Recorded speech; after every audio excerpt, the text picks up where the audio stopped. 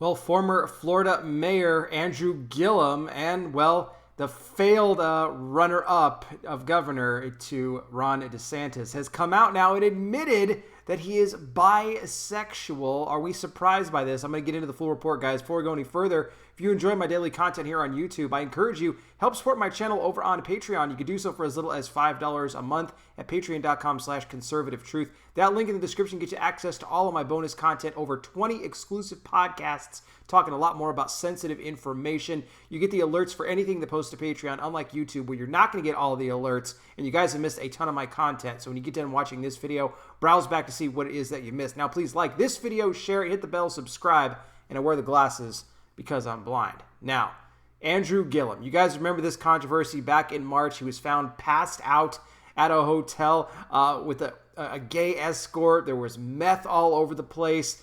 He said at the time that he had just had too much to drink and that he was in town for a wedding, although the escort said he didn't know anything about any wedding, that Gillum never mentioned anything about that whatsoever. Now, Gillum, of course, lost the governor's race to Ron DeSantis back in 2018. This guy was running his mouth saying that, oh, he didn't really lose and he wanted, votes recounted, everything like that. He would have been a disaster if he would have became governor.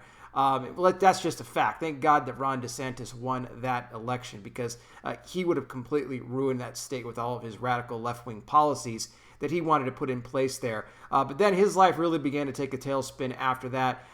He got caught up in this deal, sat down for an interview now, all these months later, 6 months later, saying that he went into rehab and admitted that he came out as bisexual. But here was the funny thing. His wife, RJ, was sitting there with him during this interview. She said that it's not a big deal to her. In fact, she knew this about Andrew when they first got married, that he was bisexual.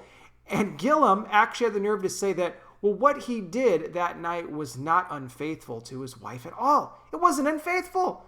No, not at all. It's perfectly fine. And RJ's sitting there saying that, sexuality and love, it's a complicated thing, and people they just don't really understand, what this is really all about. I mean, these people are so sick in their mind. They have no idea what a relationship really is. They have no idea what a marriage really is. I mean, Gillum trying to make excuses here, saying that, I could be attracted to other men and yet still just be, committed to one person. Dude, you were caught doing stuff in a hotel room with another guy, and you had drugs in the room, and you were drinking. I mean, give me a break. We know what this is all about here.